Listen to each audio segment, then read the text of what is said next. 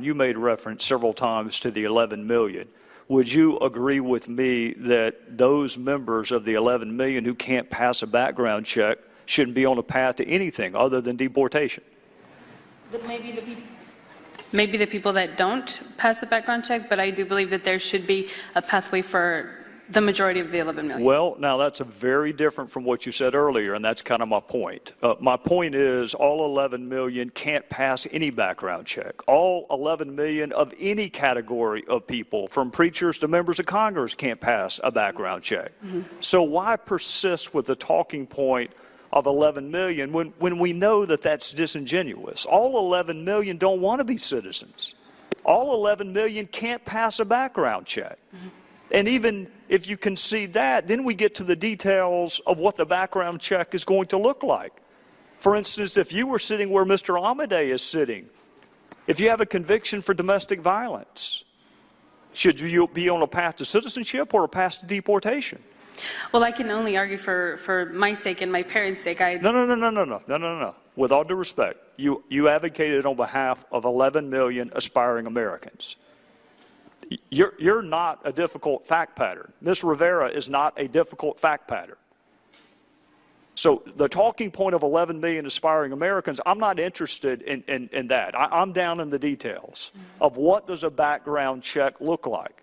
Do you think a conviction for domestic violence should disqualify someone from being on a path to citizenship or status? I think I'm going back again to that's up to you all to decide. Well, if it's up to us, then why do I constantly hear 11 million if it's one monolithic, homogeneous group? Why? I mean, why not just say what you said, which is there are subgroups that warrant different levels of scrutiny. For instance, children who were brought here with no criminal intent, that warrants one level of scrutiny. The parents who brought them here who can fashion criminal intent warrants another level of scrutiny. Those who have misdemeanor convictions have one level of scrutiny. Well, those who have multiple misdemeanor convictions have a different level of scrutiny. Those who have felony convictions have a different level of scrutiny. Why is that not the more honest response than to talk about 11 million aspiring Americans? Well, honestly, I'm in no position to tell you who deserves what, and I don't know what you would do. How would you decide that one person deserves something that the other doesn't? So, well, it's not hard for me. I spent 16 years prosecuting people for domestic violence. That's a disqualifier to me, even though most states consider it a misdemeanor. So with all due respect, the devil is in the details. Right. The bright line, you know, people don't have any trouble with that. The devil's in the details. I'm out of time. I'll just say this on behalf of all four of you. Were very good, persuasive witnesses. Even if I don't agree necessarily with everything that's said, I think you're here in good faith. You've contributed to the debate. When I see quotes like I did today from someone named Dan Pfeiffer, who apparently works for the president, I think it's the same Dan Pfeiffer that once said the law is irrelevant.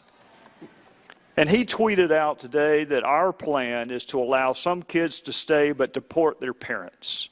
He summarized this entire debate with that tweet. So I want to compliment you and thank you for not being a demagogic, self-serving political hack who can't even be elected to a parent advisory committee, much less Congress, which is what Mr. Pfeiffer is. I want to thank you for not being that and understanding these are complex issues where reasonable minds can perhaps differ.